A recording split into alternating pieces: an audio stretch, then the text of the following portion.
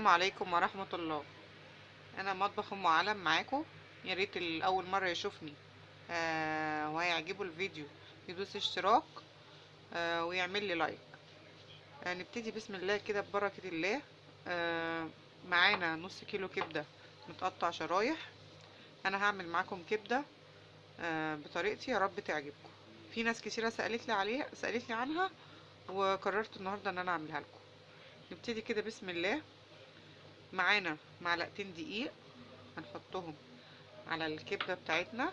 طبعا يستحسن ان الكبدة نجيبها طازة وما نغسلهاش. ونحط شوية فلفل اسود والملح بتاعنا عشان نعرف نحيقها، ونقلب كده تقليبة. وطبعا معانا الطماطم والبصل وصلصة الطماطم والخضرة والفلفل بتاعنا. تعالوا بقى نروح على النار بشوية زيت تكون سخنة جدا، وعشان نعرف نقفل المسام بتاع الكبدة. وابتديت بقى احط الكبد بتاعتي كده، اوزعها في الطاسة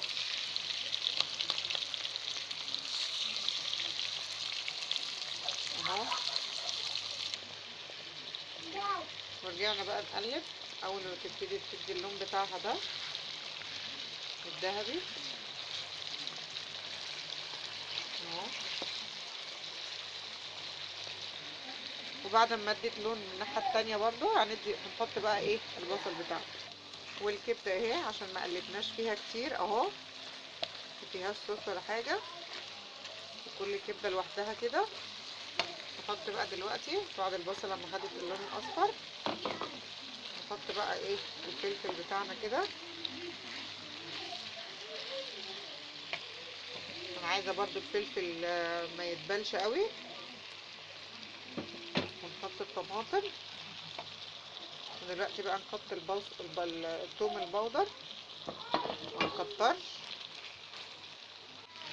وبعد ما اديناها تقليبه بسيطه كده، هنحط بس معلقتين من الصوص والخضره بتاعتنا. وطبعا هنملح اخر حاجه، مش هنكتر عشان احنا حاطين ملح في الكبده بتاعتنا. ونقلب يا دوب غلوه واحده ونقدمها بقى. وده طبق الكبده بعد ما خلص، ما خدش معانا وقت. يا رب تعجبكم وتعملوها. والسلام عليكم ورحمه الله وبركاته.